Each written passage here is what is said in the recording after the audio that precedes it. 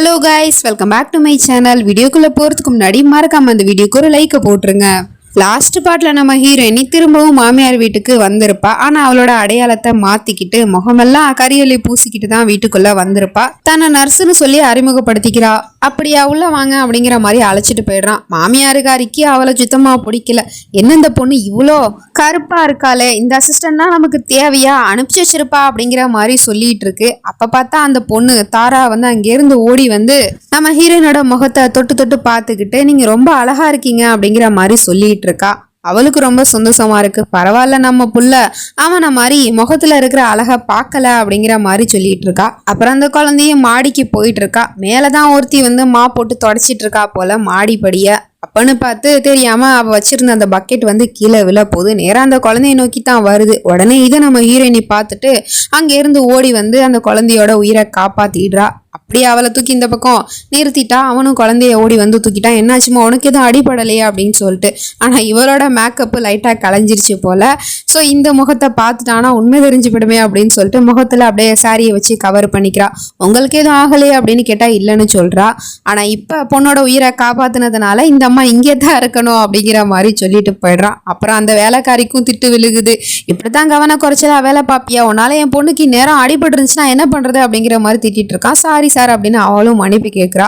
அப்புறம் இப்போ நைட் ஆயிடுது. வழக்கம் போல அந்த பொண்ணு சாப்பிட மாட்டேன்னு சொல்லிட்டு அடம்புடிச்சிட்டு இருக்கா. அப்போ பார்த்தா நம்ம ஹீரோயினி அங்கே பிரின்சஸ் மாதிரி ட்ரெஸ்ஸை போட்டுக்கிட்டு அந்த குழந்தைக்கு சாப்பாடை எப்படி கொடுத்தா அவள் சாப்பிடுவா அப்படிங்கிற மாதிரி சொல்லிட்டு யோசிச்சுட்டு அந்த ஃப்ரூட்ஸையே அவள் வந்து பல விதமாக டிசைன் பண்ணி கொண்டு வந்து கொடுத்துட்டு இருக்கா. அதை பார்த்துட்டு அந்த பொண்ணு ரொம்ப அழகா ருசிச்சு சாப்பிட்டுக்கிட்டு இருக்கா. ஸோ இப்படி தான் குழந்தைய நம்ம சாப்பிட வைக்கணுமே தவிர ரொம்பலாம் ஃபோர்ஸ் பண்ணக்கூடாது அப்படிங்கிற மாதிரி சொல்லிட்டு சாப்பாடை கொடுத்துட்டு அங்கேருந்து கிளம்பி போயிடுறா. அப்போது அந்த அம்மாவுக்கு அது ஏதோ சரியாக படலை. எனக்கு என்னமோ அந்த நர்ஸை பிடிக்கல, வேற ஏதாவது நர்ஸ் இருந்தால் வர சொல்லு அப்படிங்கிற மாதிரி சொன்னா.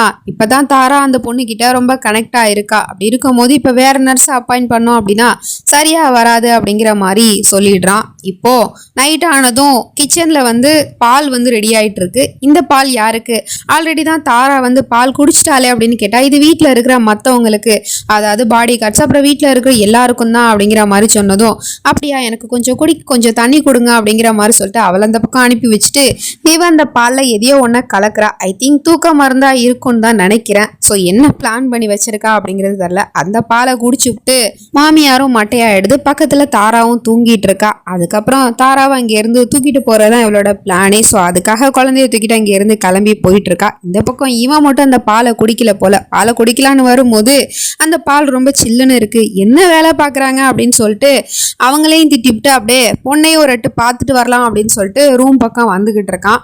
வந்து பார்த்தா பொண்ணை காணோம். நம்ம ஹீரோயினி ஆல்ரெடி தூக்கிட்டா. அவ வெளியில போற நேரமா பார்த்து கரெக்டா இவன் தாரான்னு சொல்லிட்டு கத்திக்கிட்டு கீழே இறங்கி ஓடி வந்துகிட்டு இருக்கான். தாராவை காணோம் அப்படிங்கிற விஷயம் தெரிஞ்சு போச்சு. உடனே இவன் அந்த பக்கமா போய் ஒளிஞ்சிக்கிட்டா போல. இவன் வந்து பார்க்கும்போது பாடி கார்ட்ஸ்லாம் அங்க நல்லா தூங்கிட்டு இருக்கானுங்க. உடனே வந்து கத்திக்கிட்டு இருக்கான். காவ காக்க சொன்னா என்னடா எல்லாம் தூங்கி விழுந்துட்டு இருக்கீங்க, என்னோட பொண்ணை காணோம், போய் தேடுங்கடா அப்படிங்கிற மாதிரி சொல்லிட்டு கத்திக்கிட்டு இருக்கான். அப்பன்னு பார்த்து கரெக்டா மாமியாரும் எழுந்திரிச்சு ஓடி வந்துட்டாங்க. என்னப்பா அங்க சத்தம் அப்படிங்கிற மாதிரி சொல்லிட்டு தாராவா காணோம், இதுதான் நீங்க பாத்துக்கிற லட்சணமா அப்படின்னு சொல்லிட்டு அம்மாவுக்கும் ரெண்டு திட்டு விழுகுது. அதுக்கப்புறம் கரெக்ட் டைமுக்கு அங்க கரண்டுமே போயிடுது. இதுதான் சரியான நேரம், இங்க இருந்து கிளம்பி போயிடலாம் அப்படின்னு சொல்லிட்டு இவளும் குழந்தைய தூக்கி அங்கிருந்து எஸ்கேப் ஆகி போற நேரம் என்னது திடீர்னு கரண்ட் போயிடுச்சு, நான் அப்ப என்னன்னு பாக்குறேன் அப்படின்னு சொல்லிட்டு இவனும் போயிட்டு மீட்டர் பாக்ஸ்ல சரி பண்ணிட்டான் போல. கரண்ட் வந்துருச்சு. ஸோ அதனால நம்ம ஹீரோயினால குழந்தைய தூக்கிட்டு போக முடியல. அப்பன்னு பார்த்து கரெக்டா மாமனார் அங்க வந்து நிக்கிறாரு. எங்கேயோ ஊருக்கு போயிருப்பார் போல. இப்பதான் ஊருக்கு போயிட்டு திரும்ப வராரு. என்னன்னா வந்து பார்த்தா இங்க தாரான்னு கத்திக்கிட்டு இருக்கீங்க, தாரா எங்க போனா அப்படிங்கிற மாதிரி கேட்டுட்டு இருந்தா தாராவை காணோம் அப்படிங்கிற விஷயத்த சொல்றாங்க. உங்களால குழந்தைய ஒழுங்கா பாத்துக்க முடியாதா அப்படின்னு அவரும் திட்டுறாரு. அப்புறம் இந்த அம்மா வழக்கம் போல நர்ஸ் மேலதான் பழிய போட்டுக்கிட்டு இருக்கு. எனக்கு தெரியும் அந்த நர்ஸ் தான் குழந்தைய கிட்னாப் பண்ணிட்டு போயிட்டான்னு நினைக்கிறேன் அப்படிங்கிற மாதிரி சொல்லவும் அவனுக்கும் கோவம் வந்துருது. உடனே அந்த நர்ஸை கூப்பிட்டுக்கிட்டு இருக்கான். அவன் என்னடானா அசால்ட்டா மேலேருந்து இறங்கி வந்துகிட்டு இருக்கா. என்ன சத்தம் அப்படிங்கிற மாதிரி சொல்லிட்டு நீங்க யாரும் தூங்கலையா, ஏன் எல்லாரும் இங்க வந்து நின்றுட்டு இருக்கீங்க அப்படிங்கிற மாதிரி சொல்லிட்டு கேட்டா என்னோட பொண்ணு எங்க, அவளை எங்க தூக்கிட்டு போலான்னு பார்த்த அப்படிங்கிற மாதிரி கேட்டா என்ன பேசிட்டு இருக்கீங்க, நான் எங்க குழந்தைய தூக்கிட்டு போறேன், அதான் குட் நைட் சொல்லிட்டு அவ தூங்குறதுக்காக தானே போனா, இவங்க கூட தானே தூங்க போனா, அப்ப என்கிட்ட கேட்டா எனக்கு என்ன தெரியும் அப்படிங்கிற மாதிரி கேட்டுட்டு இருக்கா. பார்த்தா குழந்தையுமே மேல இருந்து தூக்கு கலக்கத்துல அப்பா அப்படின்னு சொல்லிட்டு இறங்கி வரா. உடனே ஓடி போயிட்டு என்னாச்சுமா என்னாச்சுமா, நீ எங்க போன, உன்னை காணும்னு சொல்லிட்டு நாங்க எல்லாரும் எவ்வளவு பதறி போயிட்டோம் தெரியுமா அப்படிங்கிற மாதிரி கேட்டா அவளும் சொல்றா, இல்லப்பா நான் பெட்ல இருந்து தூங்கும் போது கீழே விழுந்துட்டேன் போல அப்படிங்கிற மாதிரி சொல்லிட்டு இருக்கா. உனக்கு எதுவும் அடிபடலையம்மா அப்படின்னு கேட்டா இல்லைன்னு சொல்றா. அதுக்கப்புறம் நீ போய் தூங்கு அப்படின்னு சொல்லிட்டு அவளையும் அனுப்பி வச்சாச்சு. அந்த நர்ஸையும் மேலே அனுப்பி வச்சாச்சு. அப்புறம் இவன் அம்மாவை போட்டு கண்ணா பண்ணான்னு திட்டுறான். இதுதான் நீ குழந்தைய பாத்துக்கிற லட்சணமா? பக்கத்துல இருக்கிற குழந்தை கீழே விழுகிறது கூட தெரியாம அப்படி என்ன உனக்கு தூக்க வேண்டி கிடக்குது? இன்னைக்கு நீ பண்ண கவனம் குறைச்சதுனால என் பிள்ளைக்கு அடிபட்டு இருந்தா என்ன பண்றது? இதுக்காக உன்னை நான் என்னைக்கும் மன்னிக்கவே மாட்டேன் அப்படிங்கிற மாதிரிலாம் திட்டிட்டு போறான். இந்த அம்மாவுக்கும் ரொம்ப கஷ்டமாயிடுது. அதுக்கப்புறம் நம்ம ஹீரோயினி ரொம்ப வருத்தப்பட்டுட்டு இருக்கா. ரூமுக்கு வந்து இன்னைக்கு சரியான நேரம் கிடைச்சும் சரியான சூழ்நிலை கிடைச்சும் என்னால இங்க இருந்து என் குழந்தைய தூக்கிட்டு போக முடியலையே அப்படிங்கிற மாதிரி சொல்லிட்டு அப்புறம் அப்பாவும் கார் எடுத்துட்டு ரெடியா வெயிட் பண்றாரு போல. என்னம்மா நீ இன்னும் வரலையா, உனக்காக தான் வெயிட் பண்ணிட்டு இருக்கேன் அப்படிங்கிற மாதிரி சொல்லிட்டு இருக்கா. அவளும் நடந்த விஷயத்தெல்லாம் சொல்லி வருத்தப்பட்டு இருக்கா. சரி பரவாயில்ல விடுமா, பாத்துக்கலாம், இன்னொரு நாள் நம்ம ஏதாவது பிளான் போடலாம் அப்படிங்கிற மாதிரி சொல்லிட்டு இருக்காரு. அப்புறம் இந்த பக்கம் பேத்திக்கு தாத்தா பொம்மையெல்லாம் வாங்கிட்டு வந்துருப்பார் போல, அதெல்லாம் கொடுத்துக்கிட்டு இருக்காரு. ஆனா அந்த பொம்மையை பார்த்துட்டு அவ எதையோ யோசிச்சுட்டு இருக்கா. உடனே இவரும் கேக்குறாரு, என்னாச்சுமா, இந்த பொம்மை உனக்கு பிடிக்கலையா, வேணும்னா கூட மாத்திக்கலாம் அப்படிங்கிற மாதிரி சொன்னா, அதெல்லாம் இல்ல தாத்தா அப்படின்னு சொல்லிட்டு அவ விஷயத்த சொல்றா. அதாவது நம்ம ஹீரோயினிய பார்க்கும்போது அந்த ஏஞ்சல் மதர் மாதிரியே இருக்கு அப்படிங்கிற மாதிரி சொல்றா.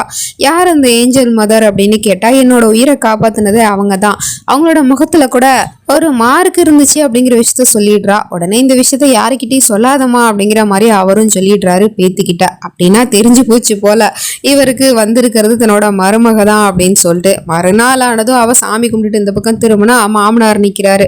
ஓ நீங்களா சார், சாமி கும்பிட்டு வந்தீங்களா, தாராளமா கும்பிடுங்க அப்படின்னு சொல்லிட்டு அவங்க இருந்து போக போனா, அங்க பாருமா, உன்னோட வாய்ஸ் உன்னோட கலர் எல்லாத்தையும் நீ சேஞ்ச் பண்ணிக்கிட்டு இந்த வீட்டுக்குள்ள வந்திருந்தா கூட என்னால உன்னை கண்டுபிடிக்க முடியாதுன்னு நினைச்சு அவ மருமகளே அப்படிங்கிற மாதிரி கேட்டுட்டு இருக்காரு. உடனே அவளுக்கு ஷாக் ஆகுது. இல்ல நீங்க ஏதோ தப்பா புரிஞ்சிட்டு இருக்கீங்க அப்படிங்கிற மாதிரி அவ ஏதோ சொல்லி சமாளிக்க பாக்குறா. பட்டுன்னு இவரு அவளோட காலே விழுந்து கெஞ்சி கேக்குறாரு, நாங்க பண்ணது ரொம்ப பெரிய பாவம், அதுக்கு எங்களை மன்னிச்சிருமா அப்படிங்கிற மாதிரி கேட்டுட்டு இருக்காரு. எழுந்துறீங்க மாமா அப்படின்னு சொல்லிட்டு அவளும் சொல்லிடுறா. அப்ப இவருக்கு தெரிஞ்சு போச்சு மருமக தான் அப்படின்னு சொல்லிட்டு. அவர் என்னத்த பாவத்தை பத்தி பேசிட்டு இருக்காரு அப்படின்னா, இந்த மாதிரி ஒரு தாய்கிட்ட இருந்து அவளோட குழந்தைய பிரிச்சு ரொம்ப பெரிய பாவத்தை பண்ணிட்டாங்க இவங்க எல்லாரும். ஆனா இப்போ வரைக்கும் அதை நினைச்சு கொஞ்சம் கூட வருத்தப்படவே இல்லை. எனக்கு தெரியுமா அது பாவண்டு, அதுக்காக தான் நான் உங்ககிட்ட மன்னிப்பு கேட்கிறேன் அப்படிங்கிற மாதிரிலாம் சொல்லிட்டு இருக்காரு. உங்க மேல எந்த ஒரு தப்பு இல்லை மாமா, அதனால நீங்க எதுக்கு மன்னிப்பு கேட்கணுங்கிற அவசியம் இல்லை அப்படிங்கிற மாதிரி சொல்லிடுறா. ஆனா தாராவை எப்படியாவது என் பிள்ளைகிட்ட இருந்து நீ தான் காப்பாற்றணும் அப்படிங்கிற மாதிரி சொல்லிடுறாரு. என்ன ரீசன்னு கேட்டா, இந்த மாதிரி அந்த குழந்தைய சின்ன வயசுல இருந்து அவளுக்கு பிடிச்ச எதையுமே அவன் செய்ய விடாம தான் வளர்த்து வந்துட்டு இருக்கான். அவளுக்குன்னு தனியா ஃப்ரெண்ட்ஸ் கிடையாது, வெளியில போய் விளையாட விட்டது கிடையாது, அவளுக்கு பிடிச்ச சாப்பாடை கூட அவன் சாப்பிட விட்டது கிடையாது, வெளியில போய் கூட எதையும் சாப்பிட கொடுத்ததும் கிடையாது. அந்த குழந்தைய பாதுகாக்கிறங்கிற பேர்ல ஒன்னை எப்படி இந்த வீட்டுக்குள்ள அடைச்சு வச்சானோ அதே மாதிரியே தான் அந்த குழந்தையும் வீட்டுக்குள்ளேயே அடைச்சு வச்சு வளர்த்துக்கிட்டு இருக்கான். அவளோட சின்ன வயசு பருவத்தை அவகிட்ட இருந்து பறிச்சுக்கிட்டு இருக்கான் அப்படிங்கிற மாதிரிலாம் மருமகிட்ட சொல்லி வருத்தப்பட்டுட்டு இருக்காரு. என் பேத்தியை எப்படியாவது நீ தான் அவங்கிட்ட இருந்து காப்பாற்றணும், அவளோட சந்தோஷமே உங்ககிட்ட தாமா இருக்கு, அவ அம்மாவை மிஸ் பண்ணாத நாளே கிடையாது அப்படிங்கிற மாதிரிலாம் சொல்லிட்டு இருக்காரு. இதுக்கு ஏதாவது ஒரு விஷயத்த பண்ணியே ஆகணும், ஏதாவது ஒரு பிளான் பண்ணலாம் அப்படிங்கிற மாதிரி சொல்லிட்டு இருக்காங்க. அப்படி பேசிட்டு இருக்கும் போது அந்த இடத்துக்கு கரெக்டா சைக்கோ பையன் வந்துடுறான். என்ன பிளானை பத்தி பேசிட்டு இருக்கீங்க அப்படிங்கிற மாதிரி சொல்லிட்டு இவங்க ரெண்டு பேரும் பயங்கர ஷாக் ஆகுறாங்க. உண்மை தெரிஞ்சு போச்சோ அப்படிங்கிற மாதிரி சொல்லிட்டு அவனும் முறைச்சு பார்த்துட்டு இருக்கான். ஸோ இதுக்கப்புறம் நடக்க போகுது அப்படிங்கிற நம்ம நெக்ஸ்ட் பார்ட்ல தான் பார்த்து தெரிஞ்சுக்கணும். அது வரைக்கும் பை ஃப்ரெண்ட்ஸ்.